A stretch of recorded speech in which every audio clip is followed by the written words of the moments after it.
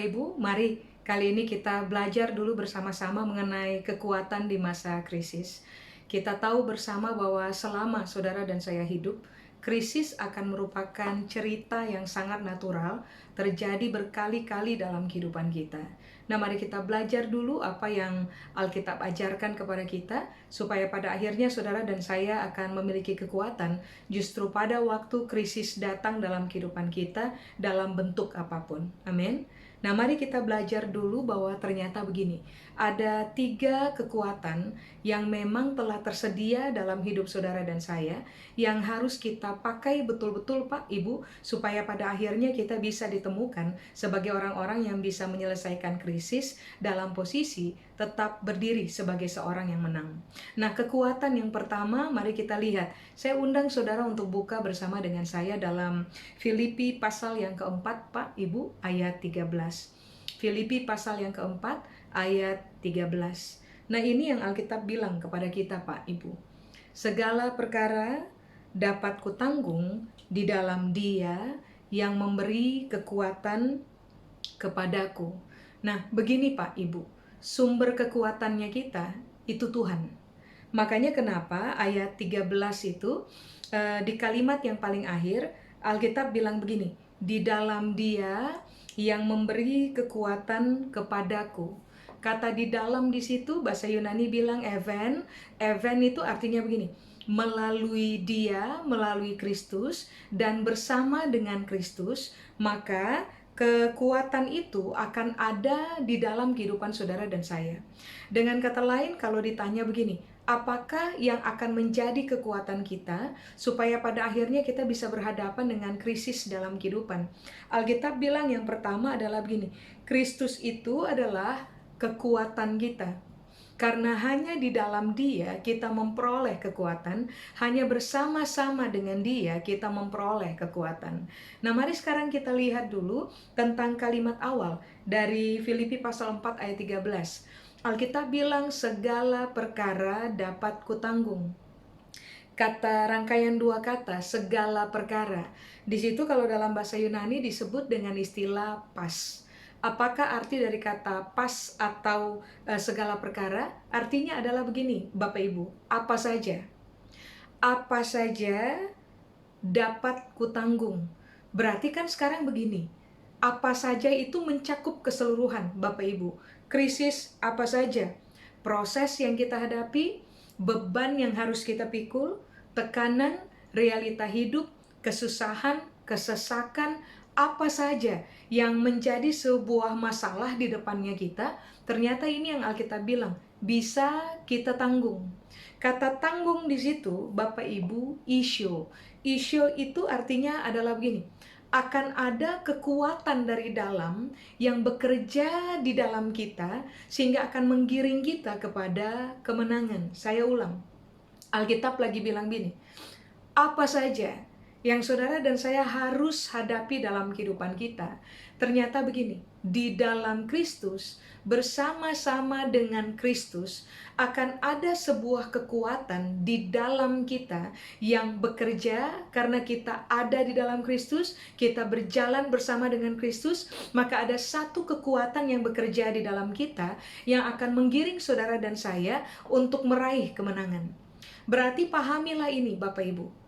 Proses apa saja, tekanan apa saja, krisis apa saja, selama itu terjadi dalam kehidupan kita dan di dalam kehidupan kita ada Kristus. Dalam kehidupan kita, kita berjalan bersama-sama dengan Kristus, kita sudah tahu kesimpulan terakhir. Di balik seluruh krisis yang ada, saudara dan saya akan tetap keluar sebagai orang yang menang karena Kristuslah yang memberikan kepada saudara dan saya kekuatan yang bekerja dari dalamnya kita. Nah, mari kita lihat ada satu kata penting di situ, kata kekuatan. Kata kekuatan bahasa Yunani bilang endinamo. Endinamo itu kalau dipecah ada kata dinamonya, Bapak Ibu. Kata dinamo itu kan menjelaskan kepada kita contoh. Kalau saudara mengayuh sepeda di waktu malam tanpa lampu, itu sama halnya dengan membahayakan diri sendiri. Siapapun yang mengayuh sepeda pada waktu matahari punya sinar sudah redup atau pada waktu malam, mereka membutuhkan lampu. Nah, lampu di sepeda itu cuman muncul karena adanya dinamo yang dipasang di situ. Nah, kekuatan dalam ayat yang baru saja kita baca, Filipi pasal 4 ayat 13, kekuatan itu menggunakan kata endinamo, Pak Ibu. Endinamo tuh artinya adalah begini, Tuhan memberikan kuasa atau kekuatan kepada saudara dan saya. Tuhanlah yang memberikan anugerah kuasa atau anugerah kekuatan kepada saudara dan saya. Endinamo punya pengertian begini juga. Tuhanlah yang meningkatkan kuasa atau meningkatkan kekuatan yang bekerja di dalam kita. Makanya begini, saya ulang. Waktu saudara dan saya berhadapan dengan proses apa saja, krisis apa saja dalam kehidupan, krisis keuangan, krisis kepercayaan diri, krisis apa saja, you name it, yang saudara dan saya sekarang sedang hadapi, kasih tahu untuk diri sendiri. Saya harus tinggal di dalam Kristus, saya harus berjalan bersama dengan Kristus, karena Kristuslah yang memberikan kuasa atau kekuatan kepada saya.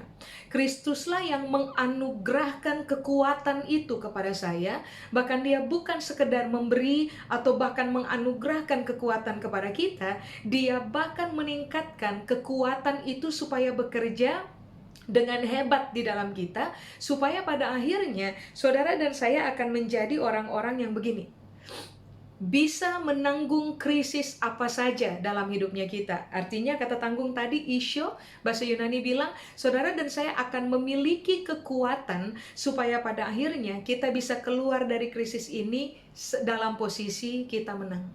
Jadi begini Pak Ibu, waktu menghadapi krisis, ingatlah bahwa saudara dan saya sebenarnya punya kekuatan yang terhadapnya kita bisa andalkan. Apakah kekuatan kita? Siapakah kekuatan kita? Kekuatan kita adalah Tuhan sendiri. My strength is God. Kekuatan saya adalah Tuhan. Selama ada Tuhan dalam hidup saya, maka apa saja boleh terjadi dalam hidup saya, tetapi saya akan memiliki kekuatan berdasarkan anugerah yang Dia berikan kepada saya. Saya akan memiliki peningkatan kekuatan berdasarkan pemberian Tuhan kepada saya, sehingga saya bisa menghadapi krisis apa saja dalam hidup dan keluar sebagai orang-orang yang menang. Amin. Nah begini Pak Ibu, bagaimana Tuhan memberikan kekuatan kepada saudara dan saya? Tidak dengan cara lain kecuali begini, memberikan firman-Nya kepada saudara dan saya. Makanya berkali-kali saya berbagi kepada kita bersama bahwa sangat penting bagi kita untuk hidup di dalam firman Tuhan. Merenungkan firman Tuhan, membaca ulang firman Tuhan dan merenungkannya di dalam pemikiran kita, sampai saudara dan saya bertemu dengan rema yang datang dari Tuhan. Firman yang kita baca, firman yang kita renungkan itu menjadi sangat hidup buat kita. Firman yang hidup itulah yang akan berubah menjadi kekuatan bagi saudara dan saya, supaya pada akhirnya waktu kita menghadapi apa saja dalam kehidupan, kita ini tidak tertunduk malu menghadapi masalah, kita tidak menyerah menghadapi masalah, tetapi kita menghadapi masalah dengan kepala tegak, sebab kita tahu bahwa ada Tuhan di dalam saya yang akan menganugerahkan kekuatan yang bekerja dengan hebat di dalam saya, sehingga saya bisa menghadapi perkara apa aja atau krisis apa saja. Dan cerita terakhir yang saya tahu adalah begini, seberat-beratnya kisah hidup, seberat-beratnya proses yang saudara dan saya harus hadapi, sebesar-besarnya krisis yang memang harus kita hadapi dalam kehidupan, kita sudah tahu kesimpulan terakhir, selama bersama dengan Tuhan, saya pasti akan keluar sebagai orang yang menang. Amin. Nah, itu kekuatan pertama yang saudara dan saya harus bergantung terhadapnya. Tanpa Tuhan, kita tidak mungkin keluar dari proses sebagai orang menang. Tanpa Tuhan dan kekuatan yang Tuhan anugerahkan kepada saudara dan saya, kita tidak mungkin keluar sebagai orang-orang yang teruji di dalam kemenangan di balik setiap krisis yang saudara dan saya memang harus hadapi. Nah, bicara tentang kekuatan di masa krisis, yang kedua saudara harus paham bahwa my mind is my strength. Pikiran saya adalah kekuatan saya. Tuhan adalah kekuatan saya, tapi pikiran saya adalah kekuatan saya. Semua manusia memahami ini, Bapak Ibu, bahwa medan pertempuran terbesar sepanjang zaman dalam kehidupan manusia itu tempatnya di satu area saja, pikiran manusia. Kalau saudara dan saya berhasil memenangkan pikiran kita, maka menanglah hidup kita. Tapi waktu kita kalah dalam pemikiran kita, maka kalahlah kehidupan kita. Makanya begini, dengarkan ini baik. Waktu saudara dan saya menghadapi krisis dalam kehidupan, persoalan atau proses dalam kehidupan, dengarkan, kasih tahu untuk diri sendiri bahwa begini, my mind is my strength. Pikiran saya adalah kekuatan saya. Mari, saya undang saudara untuk buka bersama dengan saya, Pak, Ibu, dalam Roma pasal 12 ayat yang kedua. Roma pasal 12 ayat yang kedua. Janganlah kamu menjadi serupa dengan dunia ini, tetapi berubahlah oleh pembaharuan budimu, sehingga kamu dapat membedakan manakah kehendak Allah, apa yang baik, yang berkenan kepada Allah, dan yang sempurna. Nah, ingat, kekuatan kita ada pada pikirannya kita. Saya ulang, lemah pikiran, lemah kehidupan. Kuat pikiran, kuatlah kehidupan. Sekarang ini yang Paulus ajar. Janganlah kamu menjadi serupa dengan dunia ini. Kata serupa di situ, bahasa Yunaninya bilang punya arti adalah begini. Janganlah kamu mengikuti gaya pikir atau gaya hidup dunia ini. Orang dunia terbanyak, ketika mereka sudah tidak bisa lagi berhadapan dengan masalah, mereka akan menempuh jalan pintas. Mereka akan lari dari masalah. Mereka akan menyerah dalam kehidupan. Nah, ini yang Paulus bilang, jangan jadi serupa. Jangan ikuti gaya pikir atau gaya hidup yang dikembangkan oleh orang-orang yang hidup di dunia, yang tidak menjadikan Kristus sebagai Tuhan yang berdaulat atas kehidupan mereka. Saudara dan saya pada waktu menghadapi krisis, ingatlah ini baik, kita tidak sendiri, Bapak Ibu. Tadi saya sudah jelaskan kepada saudara bahwa kita ini punya Tuhan. Tuhan yang ada di dalam kita, kita yang ada di dalam Tuhan, Tuhan yang berjalan bersama-sama dengan kita. Jadi mengertilah, waktu menghadapi masa krisis, jangan meratap berkepanjangan, Pak, Ibu. Jangan mengeluh berkepanjangan. Jangan mengasihani diri berkepanjangan. Saudara dan saya nggak bisa atau nggak boleh mengikuti gaya pikir seperti ini, atau gaya hidup seperti ini. Kita harus berubah dari gaya yang pada umumnya orang mengerjakannya. Orang-orang yang di luar Tuhan pada umumnya mengerjakannya. Lalu Paulus bilang begini, tetapi berubahlah oleh pembaharuan budimu. Kata berubahlah oleh pembaharuan itu Alkitab bahasa Inggris bilang transforming by renewal of your mind. Jadi ini cara yang Alkitab bilang, supaya kita nggak ikuti gaya berpikir atau gaya hidup dari dunia yang menolak pemerintahan dan kedaulatan Kristus dalam kehidupan mereka. Ini yang Alkitab bilang, saudara dan saya harus mengalami realita ini. Berubahlah atau metamorfo, atau berubah pikiran kita harus mengalami perubahan bentuk gitu. Saya kasih contoh, Bapak Ibu. Contoh. Ini pikiran kita di awal. Ini pikiran kita di awal. Nah, pikiran yang melemahkan, pikiran yang pesimis, pikiran yang khawatir, pikiran yang isinya cuman keluh kesah, pikiran yang isinya cuman bersungut. Nah, ini yang Paulus bilang, berubahlah oleh pembaharuan budimu. Kata berubah di situ, metamorfo, artinya begini, alamilah perubahan bentuk, alamilah transfigurasi. Semula pikiran saudara dan saya contoh, bentuknya kayak begini. Nah, orang yang Alkitab bilang, berubahlah, itu harus mengalami transfigurasi. Pikiran kita yang semula kotak, kita harus ubah bentuk menjadi ini, Pak, Ibu.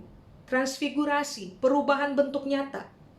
Dulunya suka mengeluh, sekarang nggak mengeluh. Dulunya suka meratap, sekarang nggak suka meratap lagi.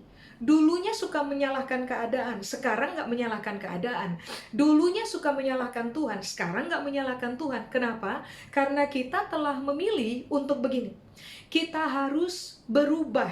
Kita nggak boleh mengikuti gaya pikir orang pada umumnya atau gaya hidup orang pada umumnya.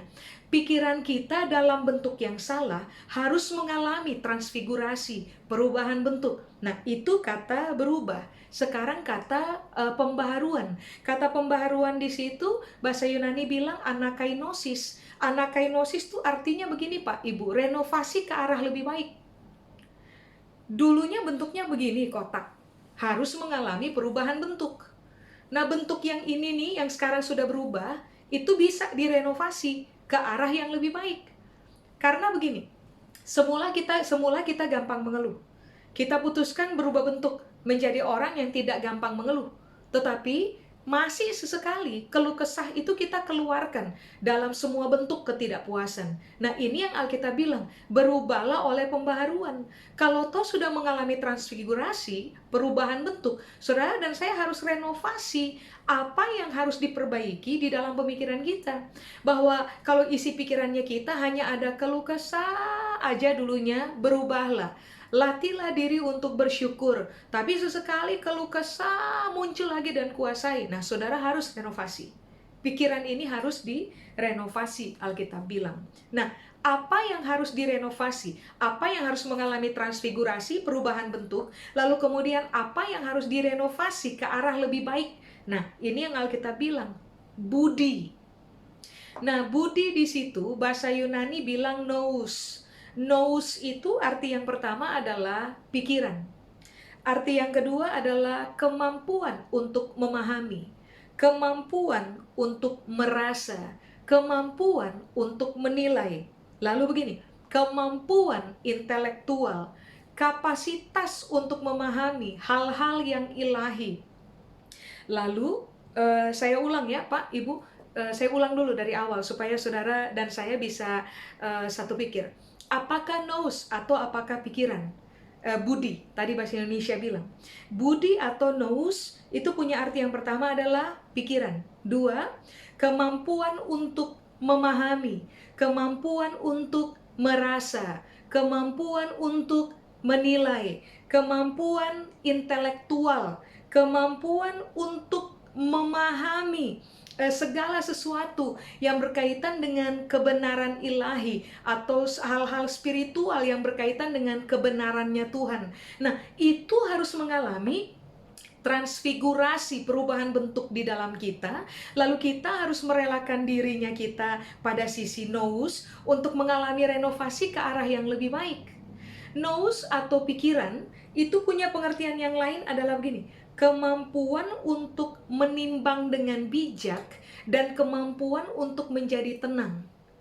Bapak Ibu, ketika saudara dan saya tidak begini, tidak mengalami perubahan bentuk pikir, tidak mengalami perubahan bentuk pemahaman, tidak mengalami perubahan bentuk rasa, bentuk nilai dalam kehidupan kita, tidak mengalami perubahan bentuk intelektualnya kita, pemahaman spiritualnya kita, pemahaman terhadap kebenaran hal-hal yang ilahi. Pada waktu saudara dan saya tidak mengalami perubahan bentuk dalam persoalan begini, terbiasa menimbang dari tidak bijak kepada bijak, terbiasa dari panik berubah kepada tenang, yang terjadi adalah kalau kita nggak merubah bentuk yang lama ke bentuk yang baru dan membiarkan bentuk yang baru itu mengalami renovasi terus-menerus ke arah yang lebih baik, yang terjadi adalah begini, krisis akan datang silih berganti dan cerita hidup kita akan selalu berpindah dari satu kegagalan kepada kegagalan berikutnya, dari satu kekalahan kepada kekalahan berikutnya. Makanya kenapa Paulus bilang begini, berubahlah oleh pembaharuan budimu. Sebab ternyata dari cara kita berpikir, dari bagaimana cara kita merasa, dari bagaimana cara kita memahami atau menilai sesuatu, pemahaman kita akan kebenaran, olah intelektual di dalam kita, ketenangan kita itu mempengaruhi, sangat mempengaruhi bagaimana kita berespon waktu krisis itu terjadi. Amin. Makanya begini Pak Ibu, waktu saudara dan saya berhadapan dengan krisis dalam kehidupan, cek ulang. Apa yang terbanyak ada dalam pemikiran saya? Waktu menghadapi krisis ini, apa yang saya pahami? Apa yang saya rasa? Penilaian apa yang keluar dari pertimbangan saya? Lalu begini, apa yang dilaporkan oleh kemampuan intelektual saya? Atau begini, secara spiritual, kebenaran apa yang bisa saya petik gitu? Pembelajaran benar apa yang bisa saya pelajari dari Tuhan yang suka mengajar kita di musim krisis? Lalu begini, apakah saya cukup bijaksana berhadapan dengan krisis ini? Apakah saya cukup tenang menghadapi krisis ini? Begini, kita akan meraih kemenangan ketika saudara dan saya mengizinkan supaya pada akhirnya begini, kita yang semula berpikir dengan cara dunia berpikir, hidup dengan gaya dunia hidup, menyalahkan Tuhan, menyalahkan keadaan, menyalahkan diri sendiri, putus asa, lari dari masalah, menyerah terhadap apa saja yang kita hadapi, mengasihani diri sendiri, gampang bersungut dalam kehidupan. Nah, yang kayak gitu tuh Pak, Ibu harus mengalami transfigurasi, harus mengalami perubahan bentuk. Kita harus berani melakukan renovasi di dalam pemikiran kita, supaya pada akhirnya saudara dan saya akan memiliki kekuatan, dan kekuatan itu akan tampil, dan kekuatan itu justru bekerja melalui cara kita berpikir. Amin. Nah, mari saya undang saudara untuk buka dengan saya dalam Filipi pasal yang keempat, Bapak Ibu. Filipi pasal yang keempat. Mari saya baca ayat 6 sampai dengan ayat yang ke-9. Filipi pasal 4 ayat 6 sampai dengan ayat yang ke-9. Ingat ini baik.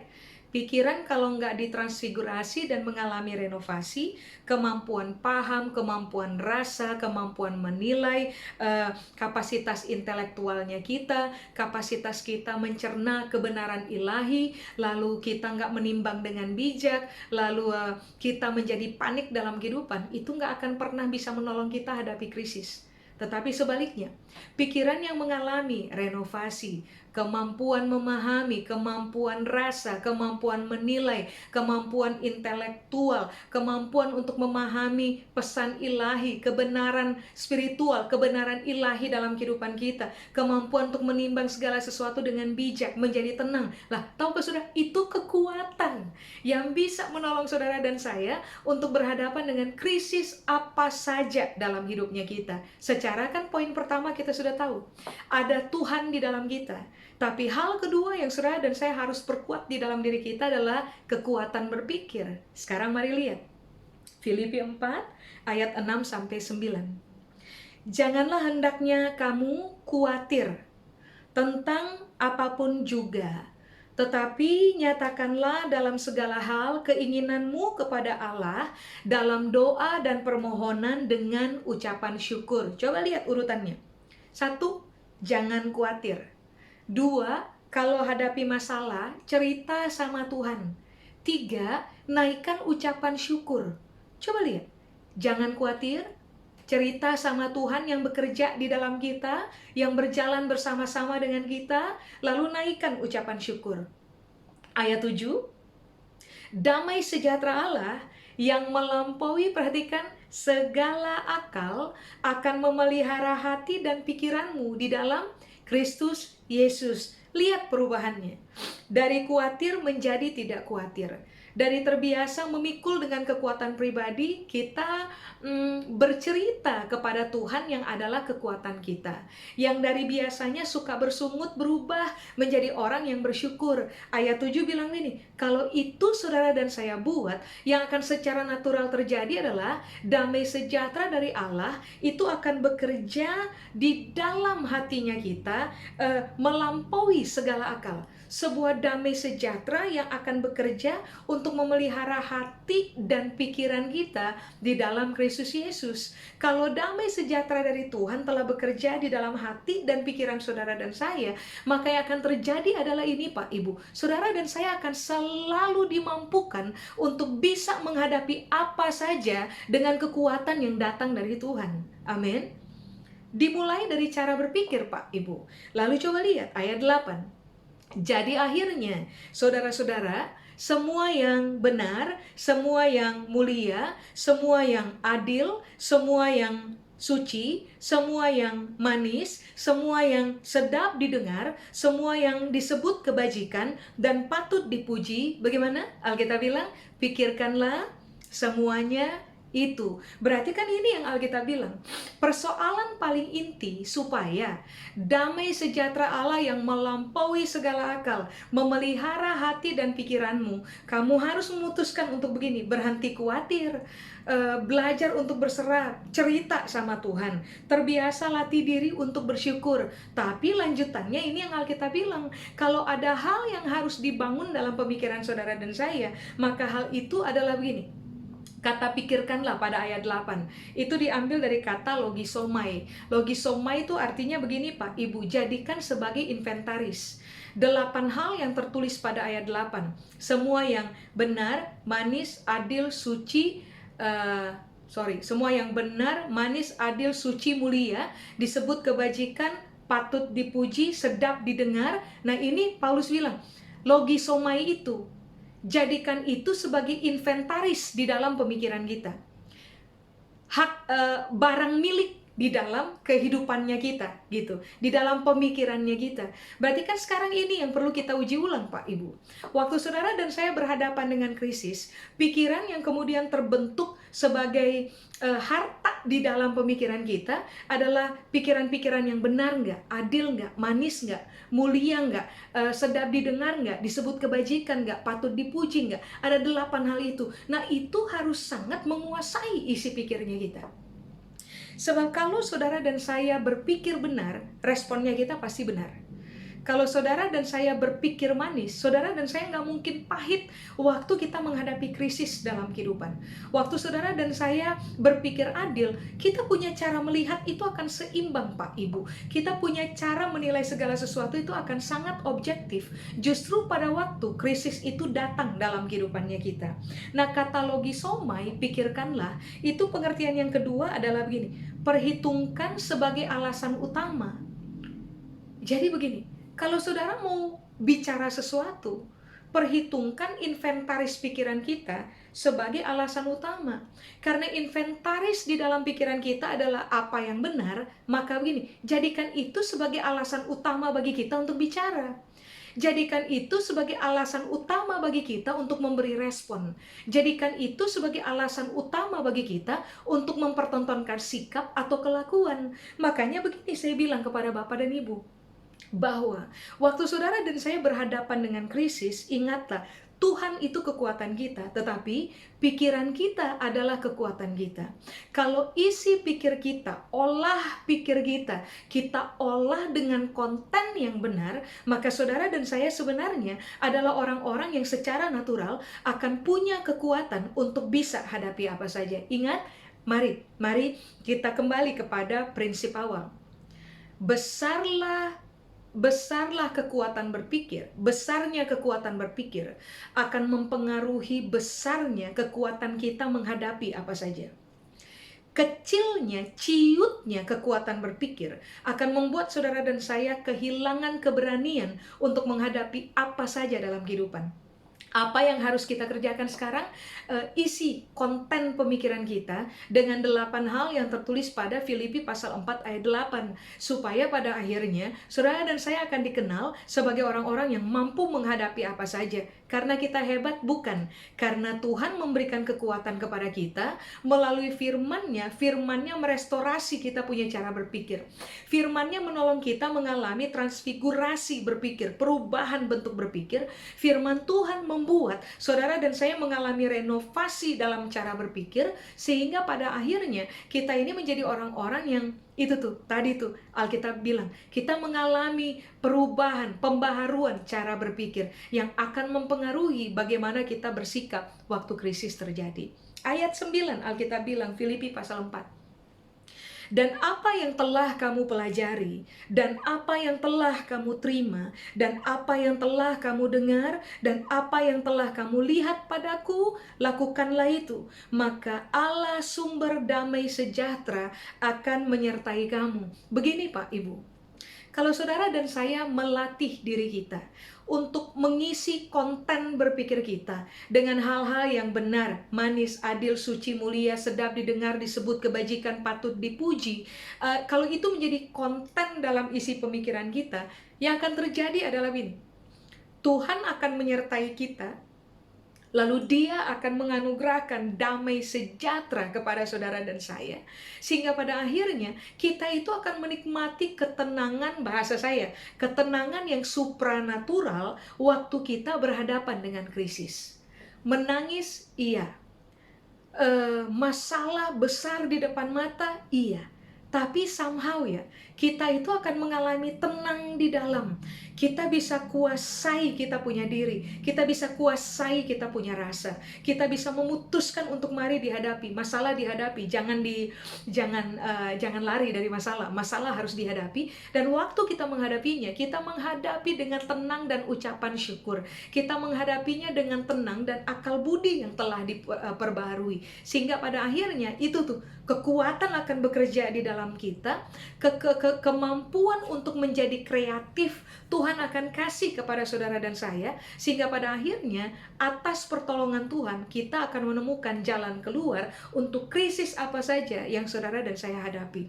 Bukankah Alkitab tadi sudah bilang kepada kita, Pak Ibu, bahwa Tuhan itu yang tinggal di dalam kita dan yang menyertai kita, Dia akan memberikan kepada saudara dan saya kekuatan, Dia akan menganugerahkan kepada saudara dan saya kekuatan, bahkan Dia akan meningkatkan kekuatan di dalam kita, pakai firman-Nya yang bekerja hebat dalam cara berpikir kita, sehingga tidak ada masalah, tidak ada proses, tidak ada krisis yang saudara dan saya tidak bisa hadapi.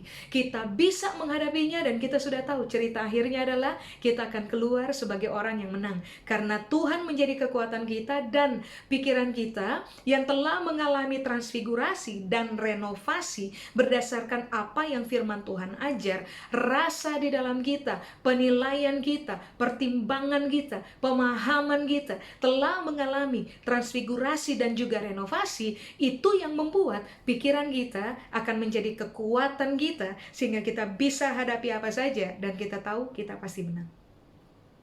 Amin. Nah, yang ketiga, waktu saudara berhadapan dengan krisis, ingat ini baik. Kekuatan kita adalah hubungan dan komunitas. Makanya kenapa sangat penting saudara dan saya harus punya komunitas. Sangat penting. Saudara dan saya harus mahir membangun hubungan dengan siapa aja dalam hidupnya kita. Orang yang terbiasa hidup sendiri, Bapak Ibu, tidak mungkin bisa menolong dirinya sendiri. Kita ini diajar dari sejak kita SD bahwa manusia adalah makhluk sosial. Kita hidup bersama-sama dengan orang lain. Saudara dan saya pada titik-titik tertentu dalam hidupnya kita nggak bisa tolong diri kita sendiri. Itulah sebabnya kenapa kita diajar, kita makhluk sosial. Kita harus hidup berkomunitas. Kita harus bangun hubungan dengan orang lain. Sebab begini, Tuhan mempersiapkan orang lain ada dalam hidupnya kita. Tuhan mempersiapkan komunitas itu ada dalam hidupnya kita, supaya pada akhirnya kekuatan dalam hidup kita, komunitas dalam hidup kita atau hubungan yang telah kita bangun dengan orang-orang dalam kehidupan kita, itu akan berubah menjadi kekuatan bagi saudara dan saya waktu kita berhadapan dengan krisis dalam kehidupan. Mari, saya undang saudara untuk buka dengan saya dalam Kisah Rasul pasal 4, Pak Ibu. Kisah Rasul pasal yang keempat, saya baca ayat 32 sampai dengan ayat yang ke-35. Kisah Rasul pasal 4, ayat 32 sampai dengan ayat yang ke-35. Ayat 32. Adapun kumpulan orang yang telah percaya di situ, mereka sehati dan sejiwa, dan tidak seorang pun yang berkata bahwa sesuatu dari kepunyaannya adalah miliknya sendiri, tetapi segala sesuatu adalah kepunyaan mereka bersama. Dan dengan kuasa yang besar, rasul-rasul memberi kesaksian tentang kebangkitan Tuhan Yesus, dan mereka semua hidup dalam kasih karunia yang melimpah-limpah, sebab Tidak ada seorang pun yang berkekurangan di antara mereka, karena semua orang yang mempunyai tanah atau rumah menjual kepunyaannya itu, dan hasil penjualan itu mereka bawa dan mereka letakkan di depan kaki rasul-rasul, lalu dibagi-bagikan kepada setiap orang sesuai dengan keperluannya. Kita tahu hari ini kita berhadapan dengan krisis yang ditimbulkan oleh COVID-19, Pak Ibu. Ada banyak orang kehilangan lapangan pekerjaan. Ada banyak orang yang harus dirumahkan. Ada banyak orang tidak punya pegangan uang untuk bertahan hidup. Nah, penting pada area ini, saudara dan saya harus hidup dalam komunitas. Tadi saya sudah bilang, sangat penting. Komunitas itu harus jadi gaya hidupnya kita, Bapak Ibu. Mencintai hubungan dengan siapa saja, itu harus menjadi gaya hidupnya kita. Ingat ini baik, Pak Ibu. Kita nggak pernah tahu siapa dalam hubungan yang kita bangun bersama-sama dalam keseharian, yang pada satu hari nanti Tuhan bisa pakai untuk menjadi malaikat bagi kita, menolong kita. Kita nggak pernah tahu. Tapi ini yang Alkitab bilang, hubungan itu selalu menyelamatkan orang dalam kehidupan. Jangan mempertahankan ego dan rela membiarkan hubungan rusak, Pak Ibu. Saudara dan saya harus memprioritaskan hubungan di atas segala-galanya. Artinya begini, bangunlah hubungan baik dengan orang. Minimalisasi konflik dalam hubungan. Kalau kita bisa mengampuni dalam hubungan, mainkan. Kalau kita bisa berdamai dalam hubungan, mainkan. Kalau ada perkara-perkara yang perlu kita anggap selesai dalam hubungan, mainkan. Hubungan itu penting. Ingat, saya bilang, kita nggak pernah tahu siapa nanti di kelak kemudian hari bisa Tuhan pakai untuk menjadi malaikat penolong bagi kita. Lalu begini, tinggallah dalam komunitas, jangan hidup sendiri. Ingat, saya tadi sudah bilang kepada Bapak dan Ibu, siapapun hidup sendiri akan susah, karena nggak ada yang menolong dirinya. Nah, tadi di ayat-ayat yang kita baca, Kisah Rasul pasal 4, start dari 32 sampai 35, coba saudara lihat di ayat 32.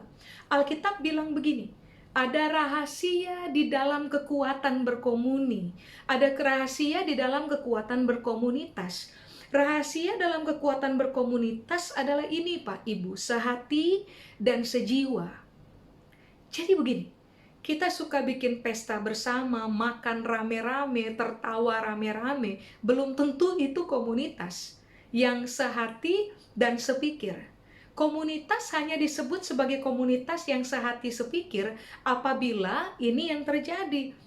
Pada waktu ada yang susah, pada waktu ada yang menangis, kita semua menangis bersama-sama. Pada waktu ada yang tertawa, kita tertawa semua bersama-sama. Komunitas yang sehat tidak akan begini, Pak Ibu. Satu menangis, yang lain tertawa, yang lain tertawa, yang lain menangis. Enggak. Komunitas yang sehat adalah begini, menangis bersama-sama, tertawa bersama-sama. Makanya di ayat 32 ini prinsip berkomuni yang Alkitab bilang. Kekuatan sehati dan sejiwalah yang akan membuat orang berani berbagi seorang akan yang lain. Makanya kan tadi Alkitab bilang, nggak ada orang yang beranggapan bahwa miliknya adalah miliknya. Semua orang yang hidup dalam komunitas akan beranggapan, milik saya, milik kamu juga. Kalau kamu kekurangan, saya akan bagi milik saya. Nah, itu kekuatan berkomunitas yang cuma muncul karena begini, Bapak Ibu. Orang telah ada pada posisi sehati dan sejiwa. Mari saya jelaskan, apakah sehati?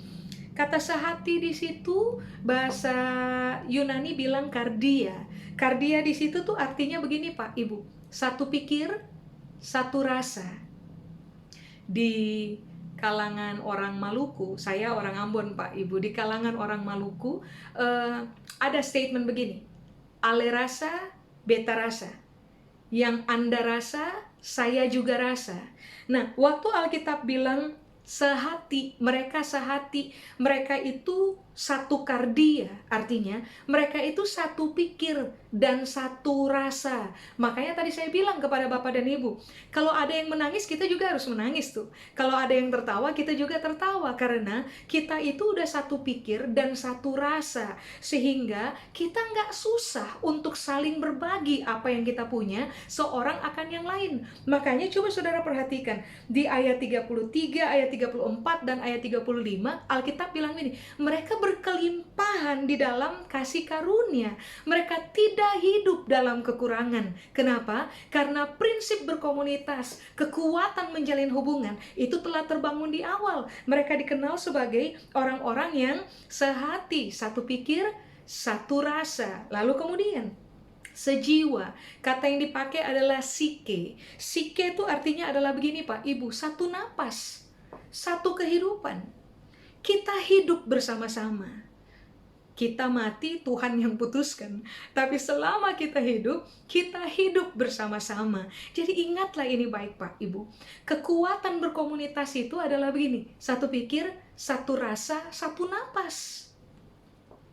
Kalau itu sudah terbangun dengan sangat kuat di dalam diri kita, yang akan terjadi adalah siapapun yang hidup dalam komunitas itu akan sangat bersyukur kepada Tuhan, karena kasih karunia Tuhan yang melimpah-limpah bekerja di dalam kita, sehingga tidak ada satu orang pun dari antara kita yang hidup kekurangan.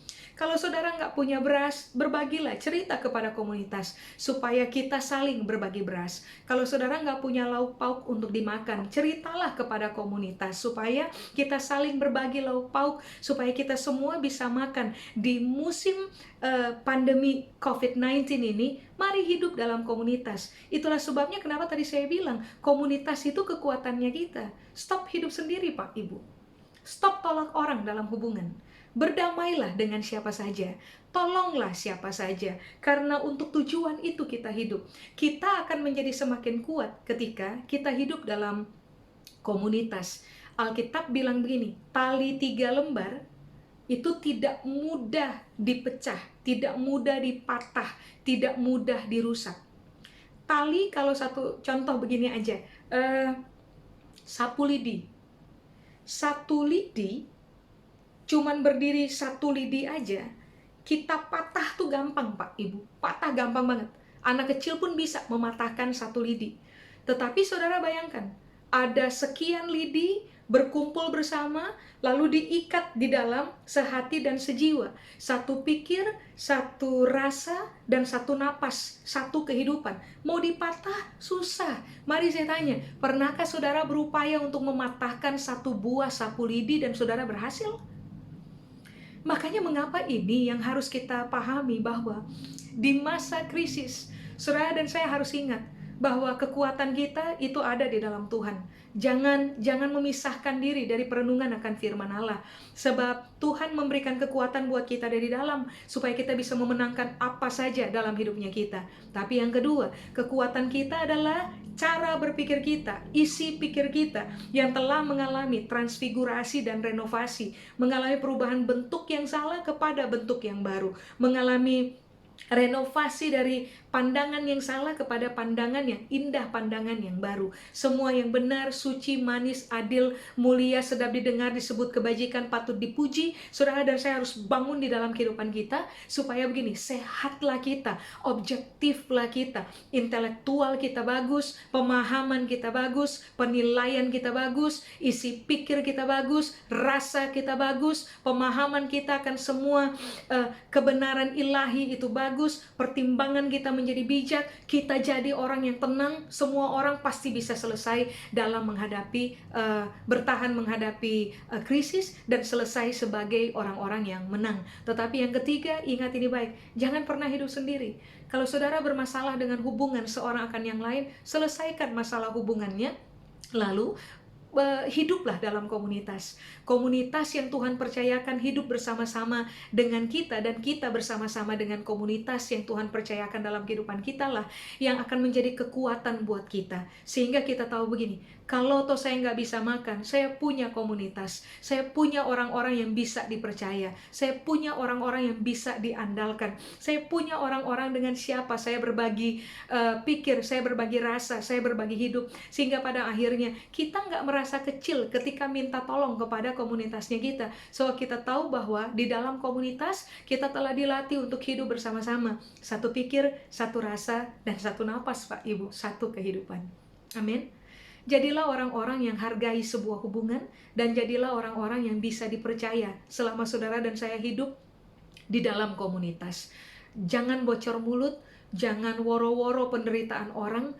Kalau ada sesama anggota komunitas yang menderita, mari kita pikul bersama-sama supaya pada akhirnya waktu mereka menang, kita pun akan ikut tertawa bersama dengan mereka, melihat kemenangan hebat yang Tuhan kerjakan dalam kehidupan mereka di dalam sebuah komunitas yang kita ada bersama-sama di dalamnya. Amin. Mari kuatlah menghadapi krisis ini. Ada Tuhan yang menjadi kekuatan di dalam kita, pikiran kita yang telah direnovasi dan mengalami transfigurasi dalam Kristus yang akan menjadi kekuatan kita, tetapi hubungan yang baik dan kekuatan komunitas, satu pikir, satu rasa, satu nafas akan menolong saudara dan saya sehingga kita bisa keluar dari krisis ini bersama-sama. Saya ulang, sebagai orang yang menang. Amin. Saya selesai Pak, Ibu. Mari kita berdoa.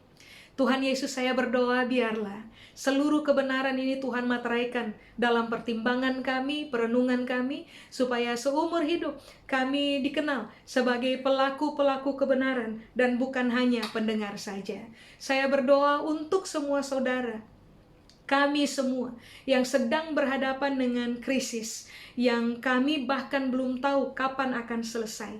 Kami tahu betul bahwa ada Tuhan yang menjadi kekuatan kami, ada pikiran kami yang telah diperbaharui yang akan menjadi kekuatan kami, ada hubungan dan ada komunitas yang akan jadi kekuatan kami. Kami akan hadapi krisis ini dengan kepala yang tegak, dengan jiwa yang tenang, dengan ucapan syukur, soal kami tahu ini hanya musim yang akan berganti. Ini hanya cerita yang akan berakhir dengan kemenangan berpihak kepada kami. Berdoa untuk saudara-saudara yang mengalami keadaan lelah hadapi krisis, lelah hidup, lelah bertahan, mulai putus asa. Saya berdoa biarlah kekuatan dari firman Tuhan menganugerahkan kekuatan mutlak kepada saudara, sehingga pada akhirnya saudara memperoleh kekuatan dari dalam dan menjadi menang menghadapi krisis ini.